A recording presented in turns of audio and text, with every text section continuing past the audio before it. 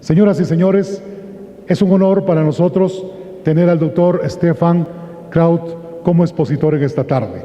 Repetimos, el tema es Introducción a la Casación, Derecho Comparado entre Legislación Extranjera y Ecuatoriana. Lo recibimos con un aplauso cariñoso. Bienvenido, doctor Kraut.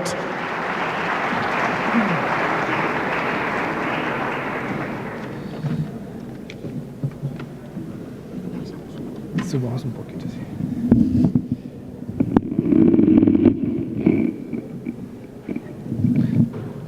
Ok. Buenas tardes con todas y todos. Muchas gracias antemano por la organización y la invitación. El tema de la casación me parece sumamente importante. Lamentablemente, a mi criterio, la realidad de la casación en el Ecuador se encuentra no en el estado en la que debería estar. Eso es debido a un cierto manejo de la casación, sobre todo por el tema de la admisibilidad, pero también creo que se puede detectar ciertas deficiencias al nivel de la legislación. Me han invitado hoy para esta tarde para hablar sobre el derecho comparado. El derecho comparado es bastante contundente. Lo que yo voy a hacer en los próximos minutos es hablar sobre la situación jurídica en Alemania, o sea, cuál exactamente es la situación en cuanto a la casación en Alemania. Y ahí van a encontrar ciertos rasgos, ciertos aspectos que también se encuentran aquí en el Ecuador, pero también diferencias. Y la idea es que al final de mi pequeña intervención sepamos que de pronto se podría mejorar, que de pronto se podría reformar aquí en el Ecuador. Bueno, yo voy a empezar con el tema. ¿Me escuchan bien? Me parece súper alto, pero todo bien. Ya, muy bien. Empezamos con el tema del concepto de casación. ¿Por qué existe la casación en casi todos los ordenamientos jurídicos? Bueno, la casación es un recurso, o sea, característica principal de la casación es que es un recurso limitado. O sea, la casación permite únicamente el control in iure. Control in iure, ¿qué quiere decir? Significa que la situación de hecho fijado en la sentencia es tomada como ya establecida y solo se investiga si el tribunal inferior ha incurrido en una lesión del derecho material o formal. Así, la casación es, en contraposición a la apelación, un auténtico procedimiento en segunda instancia. O sea, para resumir, la gran diferencia entre la apelación y la casación es que en el marco de la casación tenemos que aceptar las comprobaciones fácticas como establecidas por el juez del hecho, por el juez del mérito. El marco legal de la casación en Alemania viene del año, o sea, del Código Procesal Penal del año 1877. O sea, esos son casi 140 años, si no estoy mal. Y lo interesante son como dos aspectos en cuanto a eso, a esta información. Número uno, el Código Procesal Penal en Alemania no ha sido cambiado sustancialmente en los últimos 140 años. Lo que quiero decir con eso es que hay como un montón de monografías, libros, jurisprudencia que da orientación cómo se puede manejar la casación. O sea, hay como una gran diferencia entre un país como Alemania y los países de América Latina, donde sí se puede como ver que las leyes, los códigos penales, los códigos de procedimiento penal se cambian a menudo, y eso lo hace bastante difícil desarrollar y establecer algo como una jurisprudencia, una dogmática penal por el transcurso de los años. El otro que podría llamar la atención ante la fecha, o mejor dicho, ante el año del año 1877, que Alemania, o entonces Alemania en aquella época no ha sido una democracia, sino todavía una monarquía. ¿Por qué menciono eso?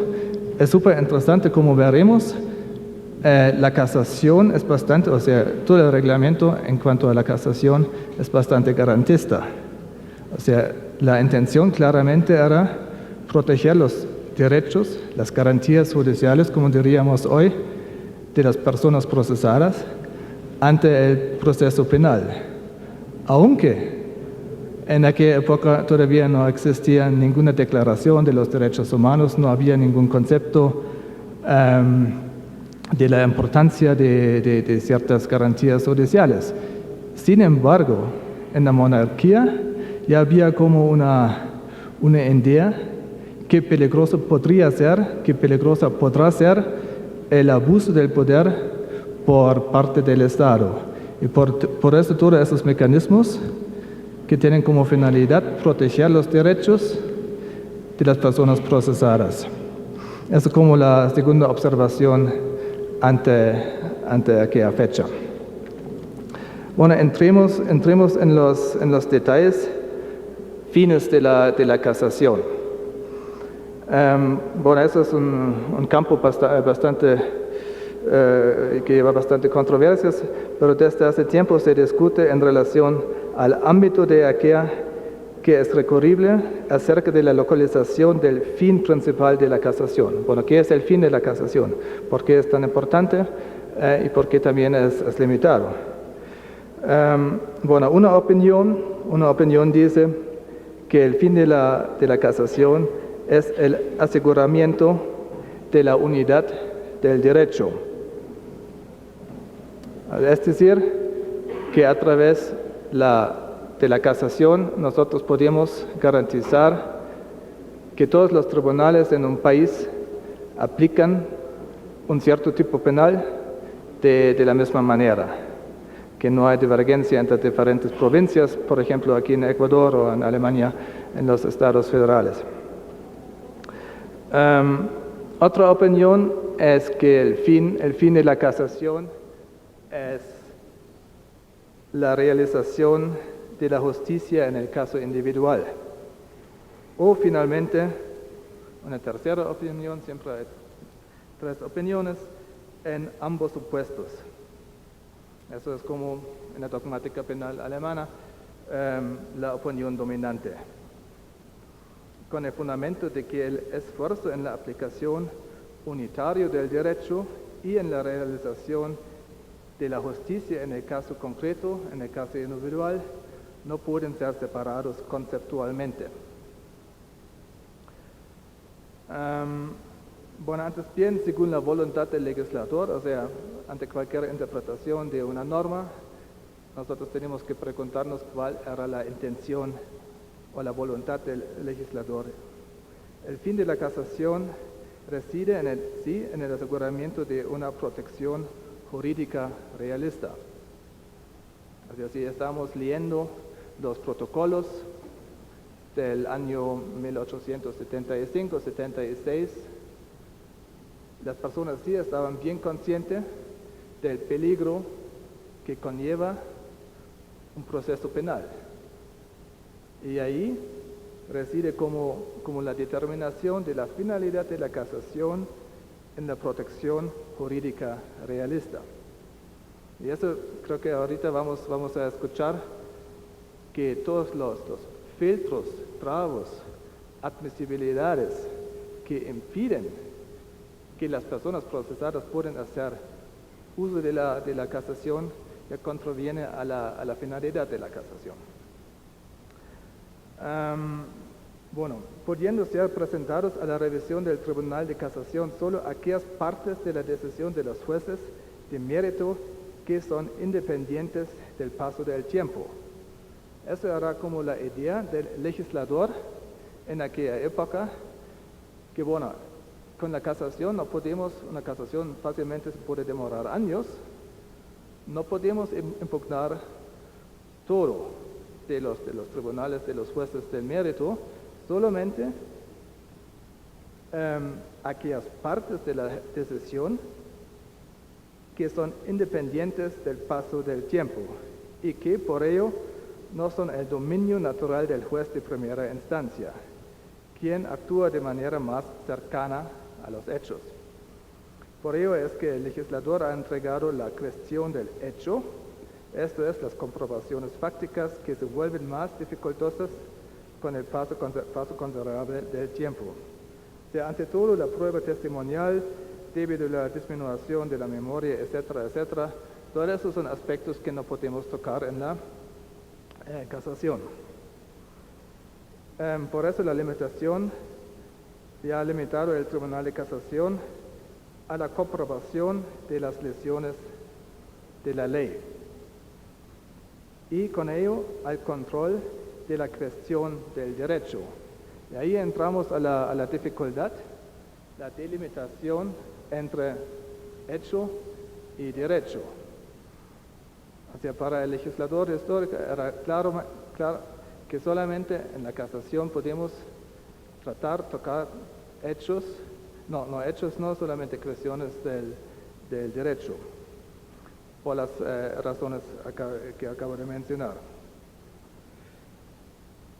Bueno, el segundo paso, el segundo aspecto sumamente importante para entender la naturaleza de la casación es la casación, la diferencia entre la casación sustantiva y la casación procesal.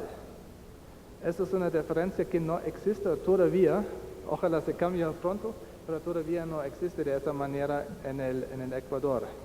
Si miremos los artículos acerca de la casación en Ecuador, esto solamente es por el tema de la casación sustantiva, mientras los problemas que nosotros en Alemania tenemos dentro del concepto de la casación procesal, ustedes tienen incluido, creo que en el artículo 652, numeral 10, los vicios en el procedimiento.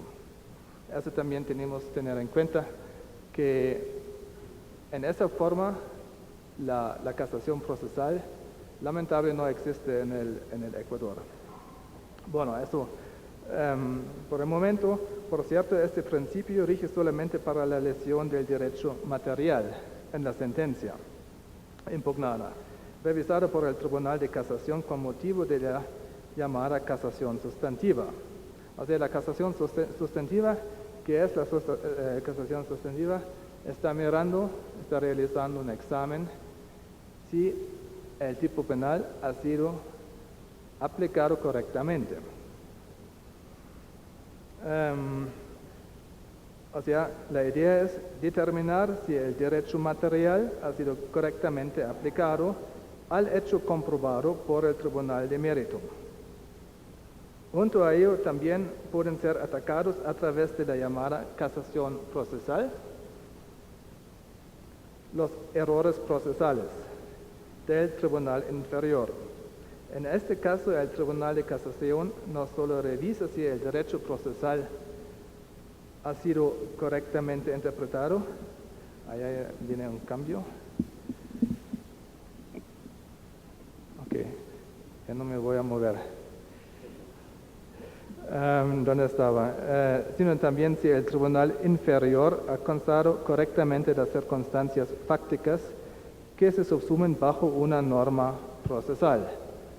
Lo que quiere decir que la casación puede atacar no solamente errores de la subsanción, sino también, lo que es sumamente importante para cualquier concepto de la casación, podemos examinar en el marco de la casación si las comprobaciones fácticas han sido realizadas de manera correcta.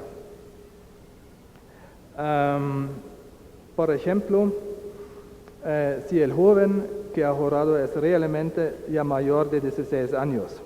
O sea, en Alemania solamente se puede jurar un testigo cuando uno tiene más que 16 años. Y si el joven ya tenía solamente 15 años, el tribunal cometió un error al al realizar la práctica de la prueba.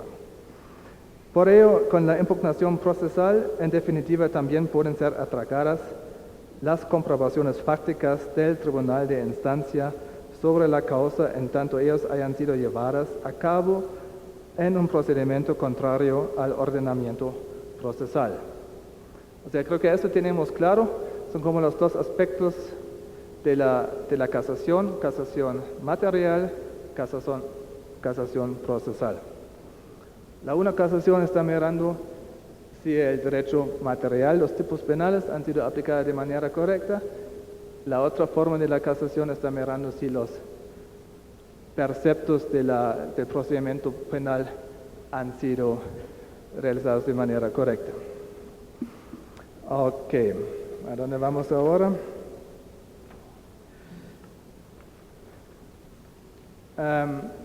Lo que también es sumamente importante, o solamente voy a presentar como los aspectos más importantes de la casación. Podríamos hablar semanas sobre la problemática jurídica de la casación. Ahora voy a solamente tocar como los aspectos más importantes y como el problema más grave de toda la dogmática alrededor de la casación es el concepto de la lesión de la ley. O sea, el presupuesto de una casación eficaz es invariablemente el poder reprocharle al tribunal inferior una lesión de la ley.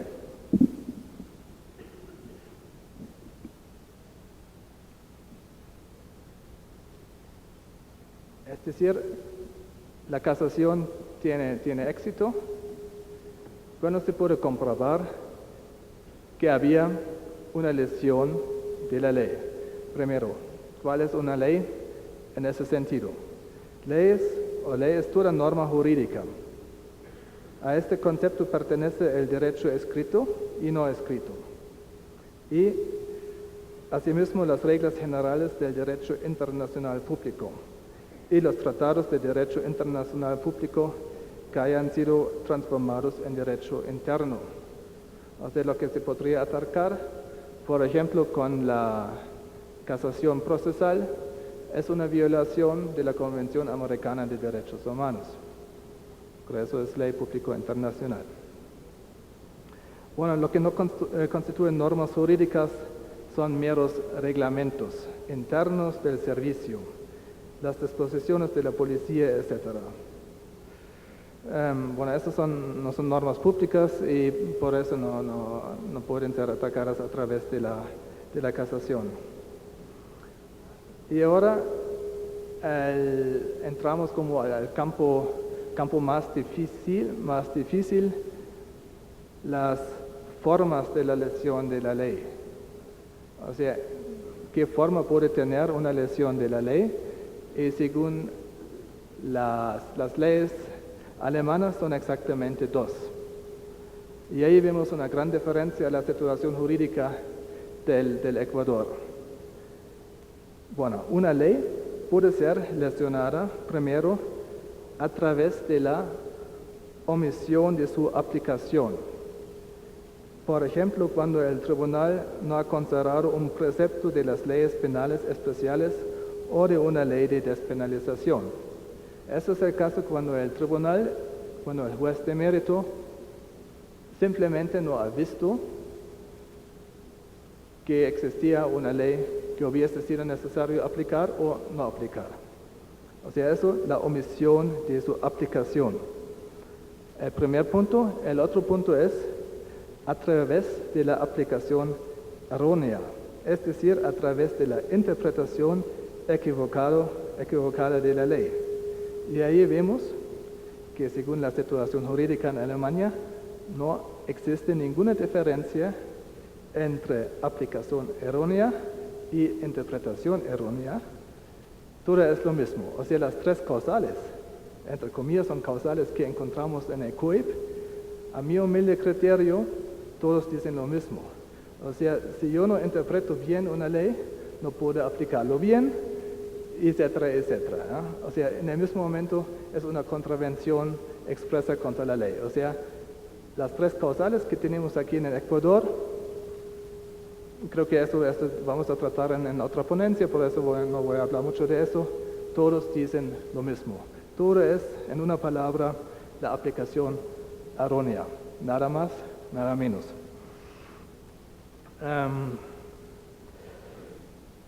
Y problemas especiales aparecen en la impugnación sustantiva, o sea, en la casación material. Aquí, como ya se hizo notar, el error debe residir directamente en la aplicación de la ley, mientras que la comprobación incorrecta del hecho subsumido en ella no puede ser atracada en principio con la impugnación material. Por esto tenemos la impugnación procesal. En esto la necesaria delimitación entre cuestión de hecho y cuestión de derecho permanece hasta hoy extremadamente discutida. O sea, ¿cómo se puede delimitar la cuestión del hecho y la cuestión del derecho? ¿Qué es el criterio? ¿Cuál es el criterio para la delimitación? Bueno, yo solamente voy a dar un pequeño resumen de todas las opiniones que existen acerca de esa problemática. La opinión dominante sostiene que la separación lógica entre las comprobaciones fácticas y la valoración jurídica es imposible. Según se puede ver, por ejemplo, en la cuestión de la revisibilidad de conceptos jurídicos indeterminados.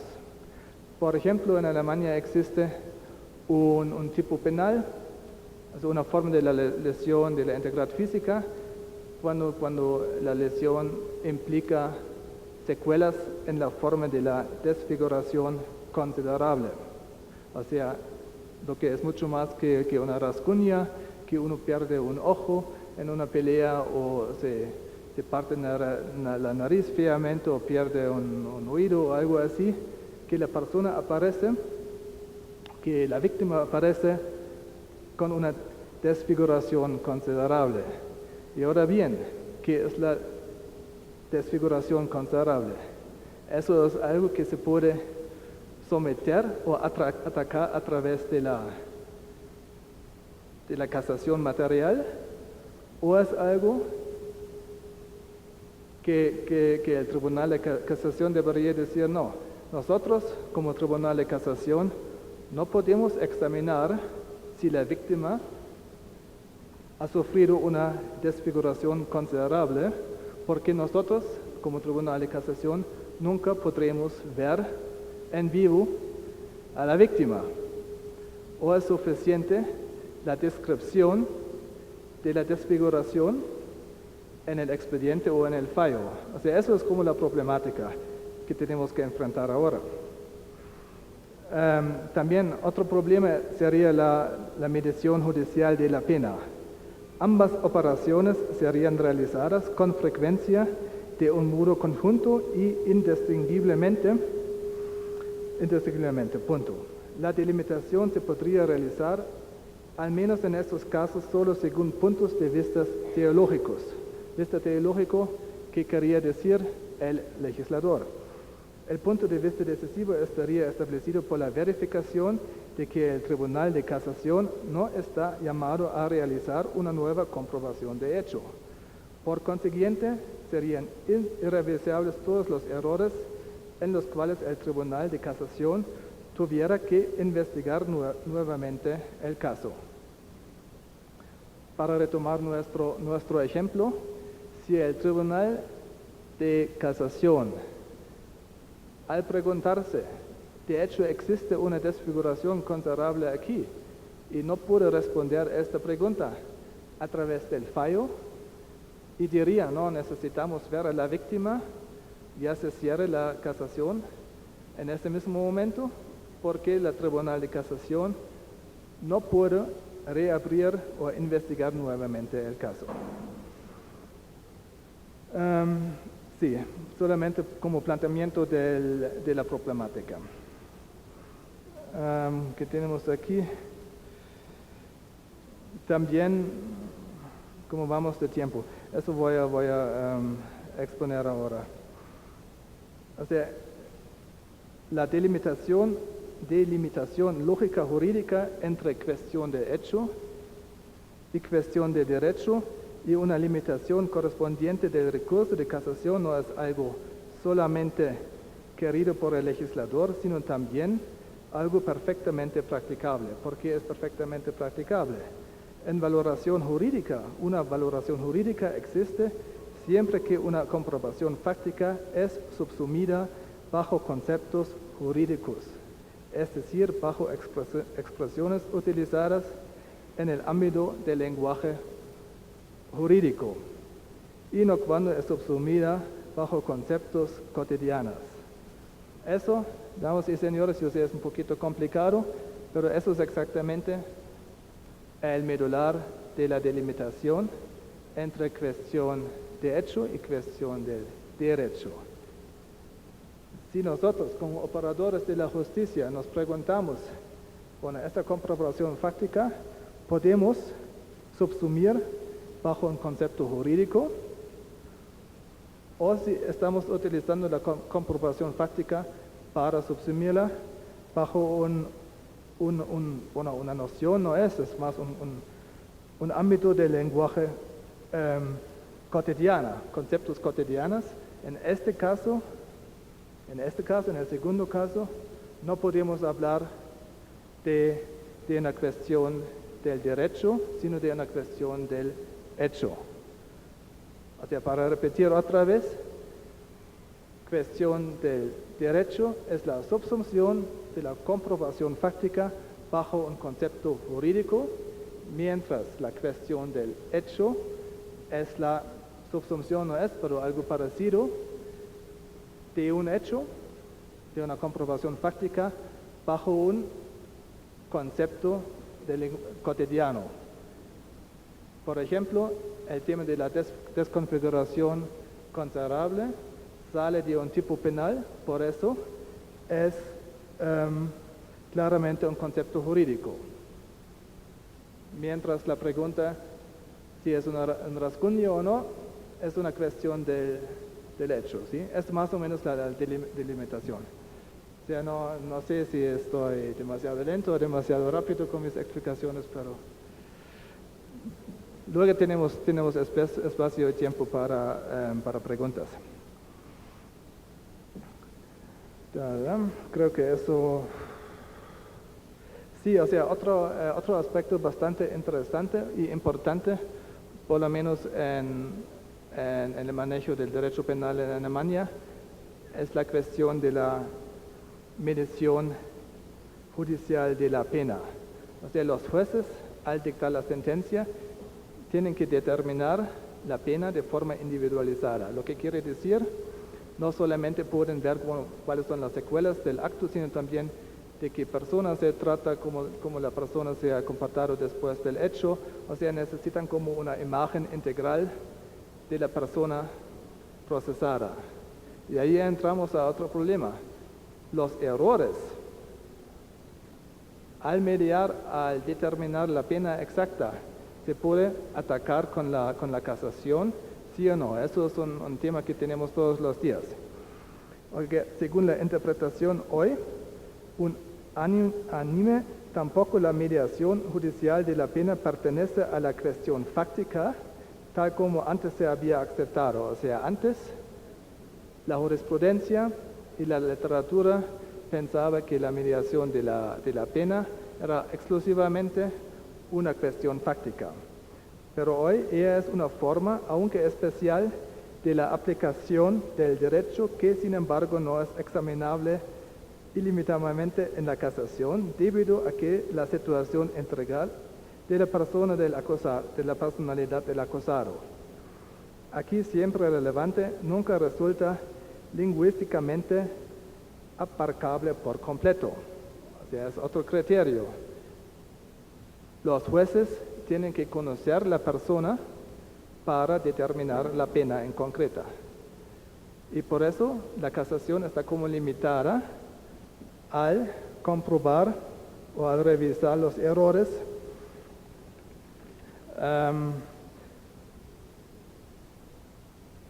que hayan ocurrido ante la determinación de la pena. O sea, dado que dado que el juez de mérito en su decisión sobre la pena debe manifestar en la sentencia las consideraciones sobre su determinación, el Tribunal de Casación puede examinar si ellas, o sea, las consideraciones, se hallan en consonancia con los principios de la mediación aceptados. O sea, también aquí en el tema de la determinación individualizada de la pena tenemos los dos aspectos.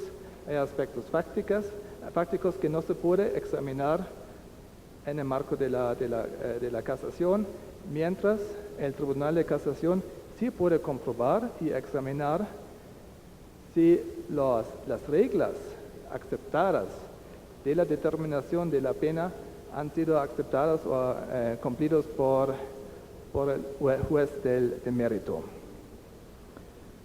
Listo, hasta aquí la primera parte. ¿Todavía me pueden escuchar? Sí. Muy bien. Los motivos de casación, o sea, la lesión del derecho cometida por el juez de mérito no alcanza, sin embargo, para fundar un recurso de casación eficaz. Se debe consignar además un motivo relativo o absoluto de casación. Lo que quiere decir eso, no solamente tenemos la casación procesal y la casación sustancial, sino también motivos absolutos y motivos relativos de la casación. Lo que quiere decir es súper fácil.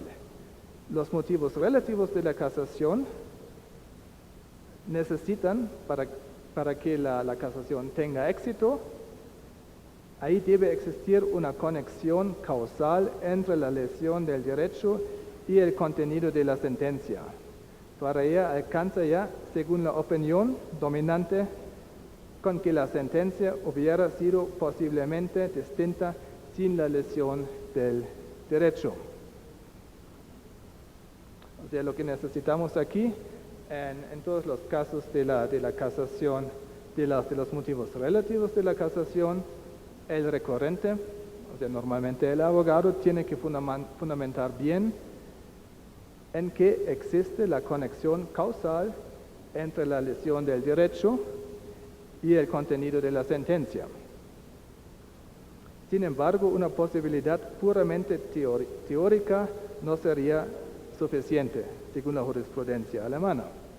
Si en contra de lo dispuesto por la ley, un testigo no ha jurado, se trata de una cuestión del caso individual, resolver si la sentencia puede fundarse en este testimonio.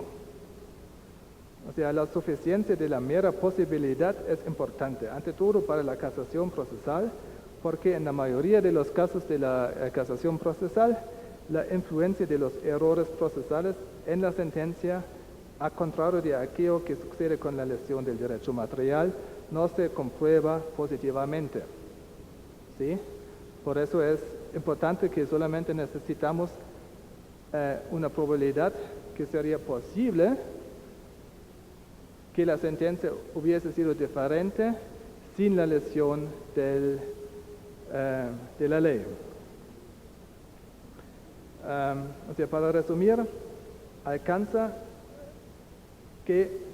con que la sentencia hubiera sido posiblemente distinta sin la lesión del derecho. O sea, lo que el abogado tiene que hacer en estas ocasiones, motivar y explicar muy bien por qué la lesión del derecho, la concreta lesión, era no causal para el fallo, para la sentencia, pero la alta probabilidad que la sentencia hubiese sido diferente sin la lesión de los preceptos del procedimiento penal. Esto normalmente es bastante complicado y es mucho trabajo para los abogados trabajando en el tema de la casación.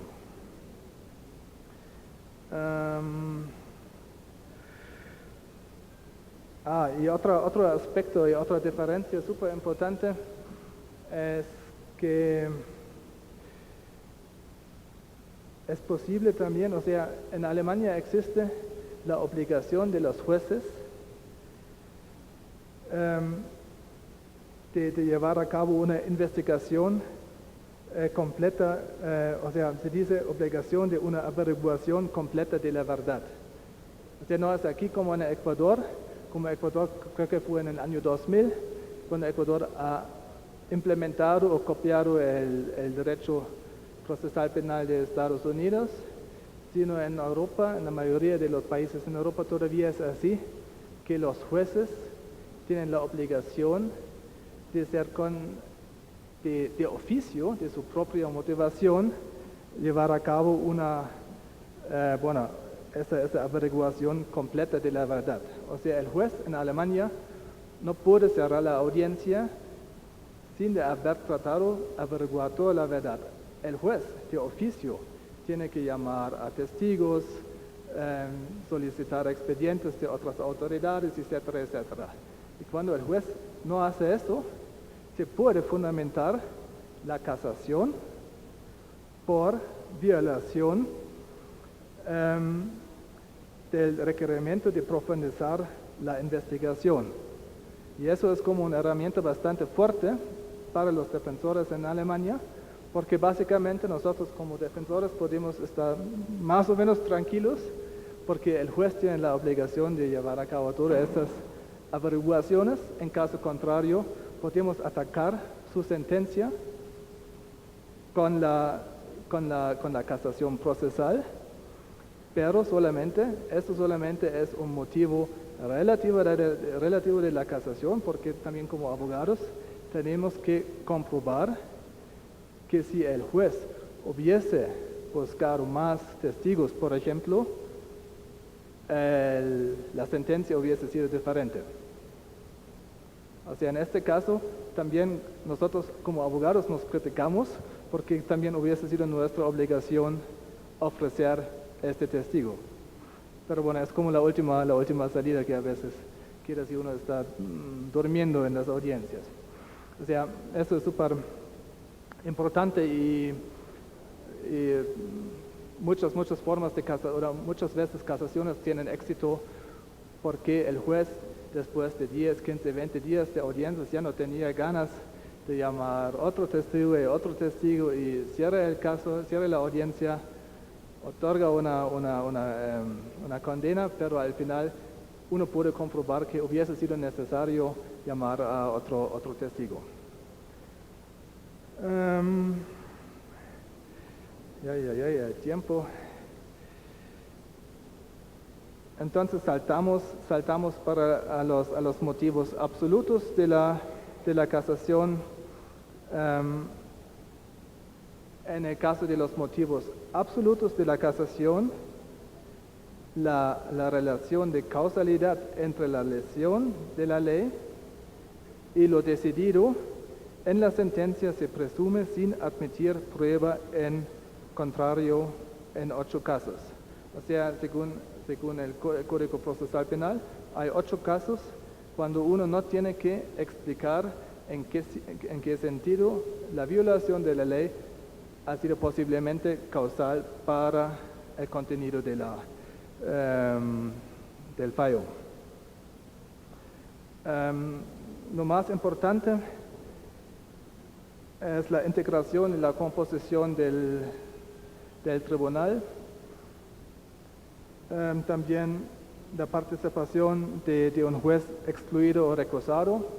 Si un juez ha sido recusado anteriormente, pero sin embargo participó en la redacción de la sentencia, también es un motivo absoluto de la casación y automáticamente la casación tendrá éxito. ¿Qué más tenemos aquí? Bueno, lo más importante es, en tanto el tribunal haya cometido una infracción contra si el derecho de la defensa ha sido restringida. O sea, cualquier restricción o limitación del derecho de la defensa automáticamente conlleva o implica el éxito de la casación, y en este caso el abogado, el recurrente, no tiene que comprobar detalladamente la conexión entre la lesión de la ley y el contenido de la sentencia, sino solamente tiene que presentar: mira, aquí mis derechos como defensor han sido restringidos y listo, ya ha ganado la casación. So, ¿qué más tenemos aquí?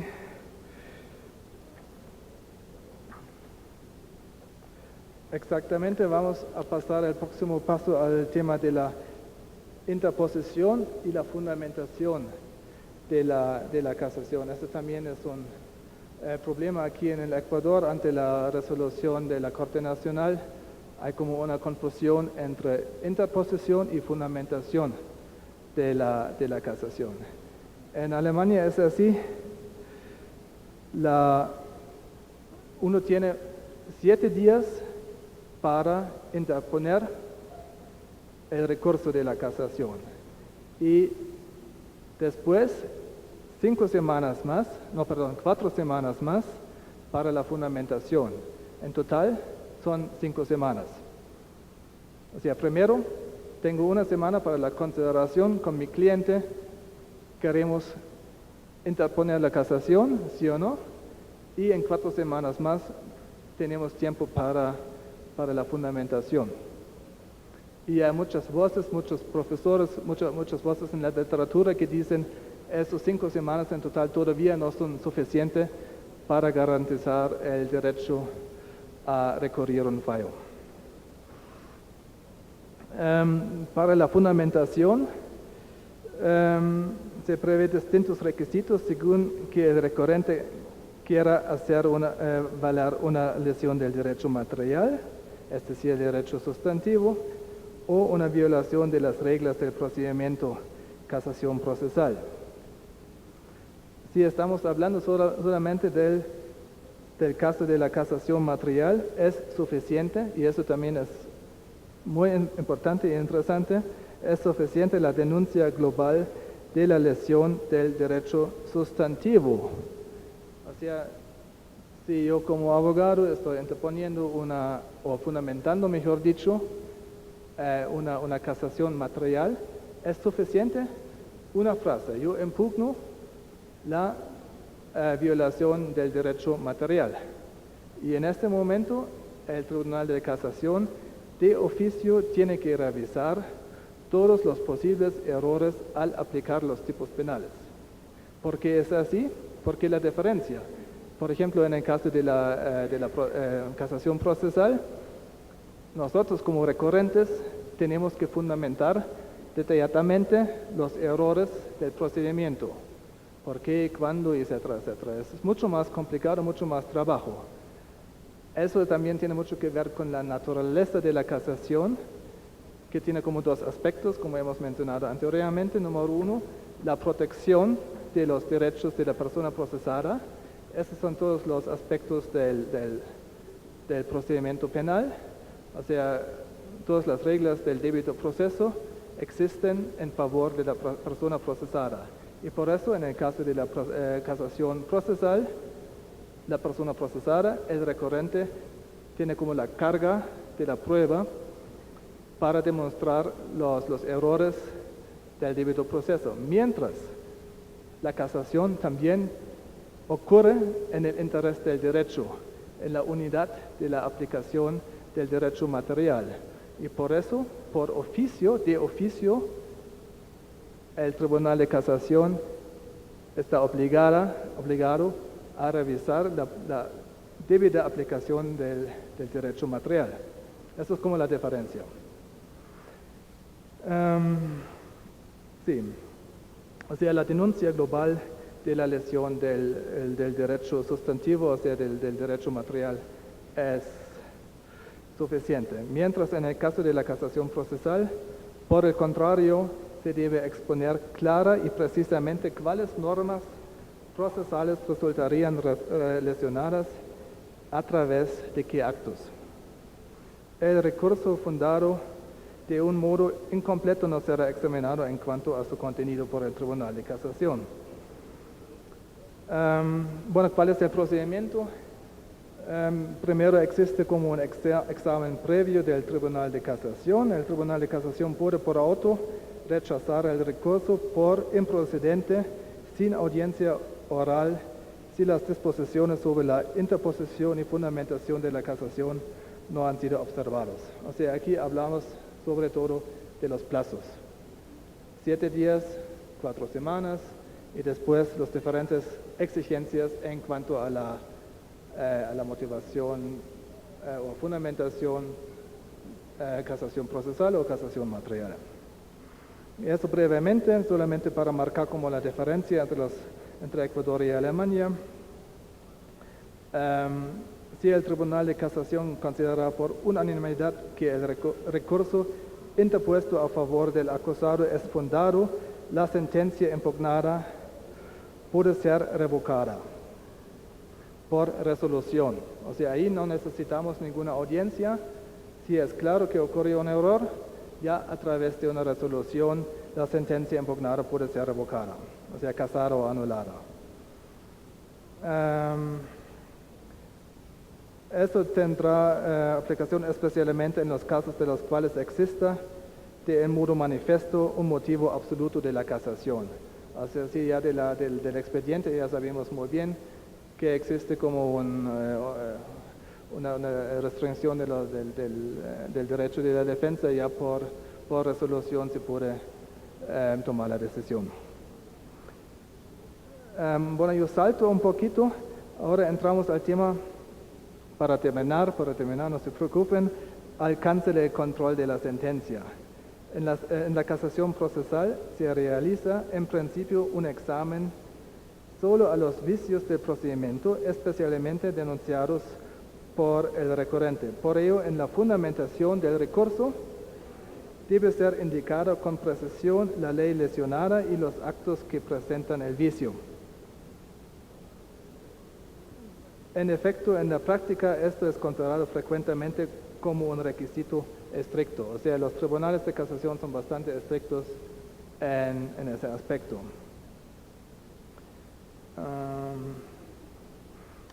Ok, hacia ahí. No, eso es demasiado detallado. Bueno, por el contrario, en el caso de la casación sustantiva, en el caso de la sustanción material, los aspectos jurídico-materiales son examinados en toda su extensión. O sea, como ya había mencionado, de oficio el Tribunal de Casación tiene que revisar si todos los tipos penales, todos los preceptos del derecho material han sido aplicados correctamente. ¿Por qué? Porque la casación también ocurre en el interés del derecho y no solamente de la persona procesada.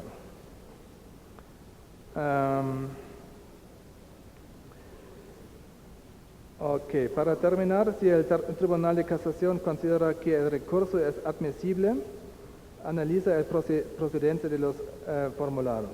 Si considera que la sentencia del tribunal inferior es correcta, debe rechazar el recurso por sentencia por infundado. Si por el contrario estima que el recurso es procedente y fundado, elimina la sentencia impugnada y con ello simultáneamente elimina las comprobaciones efectuadas en ella. Y eso también es súper importante si el Tribunal de Casación entiende o llega a la conclusión que el recurso es procedente, no solamente declara no solamente está eliminando la sentencia con la consecuencia jurídica, sino también las comprobaciones fácticas efectuadas en la sentencia, en la medida en que la decisión resulta afectada por la lesión de la ley. Y entramos a otro aspecto bastante complicado porque el Tribunal de Casación puede decir, bueno, ahí tenemos un error en el procedimiento y por eso, por ende, vamos a anular todas las comprobaciones fácticas afectadas por este error. Eso solamente es una parte de las comprobaciones fácticas. También existen otras partes en la sentencia, otras comprobaciones fácticas que son correctas. Ahí no ocurrió ningún error en el procedimiento, por eso estas comprobaciones fácticas dejamos intactas. Y como consecuencia,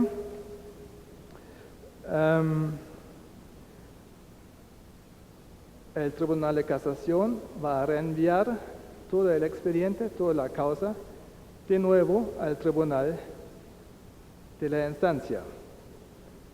¿Por qué? Porque el Tribunal de Casación nunca va a escuchar testigos, nunca va a entrar en la realización de la prueba. El reenvío no se efectúa en la misma sección, cámara o sala del tribunal cuya sentencia ha sido anulada, o sea, sino a otro órgano de ese tribunal o a un tribunal de la misma jerarquía perteneciente al mismo Estado federado. O sea, la idea es evitar que los jueces, cuales sentencias han sido anuladas, se enojan y entran como en una forma de parcialidad. Y por eso el Tribunal de Casación manda la sentencia, el expediente, a otro tribunal de la misma jerarquía. Y también importante para lograr la unidad de la jurisprudencia, el nuevo juez de mérito, o sea, tendremos nuevo juez de mérito, queda jurídicamente vinculado a las consideraciones subyacentes en la anulación. O sea, el nuevo juez tiene que aceptar el razonamiento jurídico del Tribunal de Casación, solamente debería llevar a cabo otra comprobación práctica, o sea, realiza otra vez la práctica de la prueba para las conclusiones del caso concreto, ya está como vinculado a las consideraciones en la anulación. Y el último caso, el caso especial, es la rectificación del fallo de culpabilidad. Como excepción, resulta procedente en determinados casos la rectificación del fallo de culpabilidad por parte del Tribunal de Casación a través de la eliminación de la condena del Tribunal Inferior sin eliminar las comprobaciones de hecho. O sea, en este caso tenemos exactamente el caso viceversa. Dejamos intactos las comprobaciones fácticas, pero como Tribunal de Casación realizaremos otra conclusión jurídica, es decir, por ejemplo, si el señor A ha sido condenado por hurto, pero el Tribunal de Casación considera como una estafa al hecho comprobado por el Tribunal Inferior, entonces el Tribunal de Casación puede modificar el fallo y condenar al señor A por estafa. O sea, quedan intactas las comprobaciones, no es necesario reenviar el caso a un tribunal inferior, solamente reemplazamos la conclusión jurídica hurto por la conclusión jurídica estafa. Pero eso es una excepción y eso normalmente o lógicamente solamente puede ocurrir en los errores de subsunción puros. Bueno, yo creo que llegué al fin. Espero que hayan entendido un poquito la idea detrás de la casación en Alemania y estoy dispuesto a recibir sus preguntas o seguimos y luego hacemos preguntas. Ya, listo. Gracias.